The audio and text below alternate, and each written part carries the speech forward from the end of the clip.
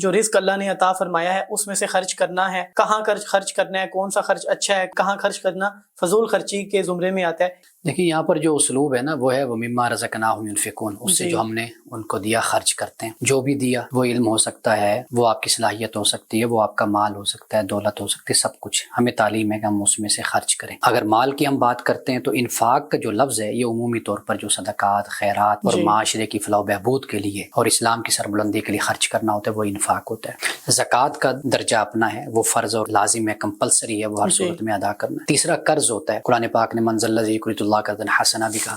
ये वो है कि कोई इमरजेंसी हालात ऐसे पैदा हो जाते हैं कि जिनमें अल्लाह को कर्ज देने का जिक्र किया गया। जैसे ग़ज़वा तबूक के मौके पर रसूलुल्लाह सल्लल्लाहु अलैहि वसल्लम ने सहाबा को इकट्ठा करके फिर आपने उनसे कहा कि भाई अल्लाह की राह में खर्च करो, अल्लाह के कर्जा दो, तो ये एक नफीर आम हो जाता है कर्जा। और इन्फाक ये मुसलमान का उमूमी अमल है, जिंदगी का मामूल है कि वो खर्च करता है।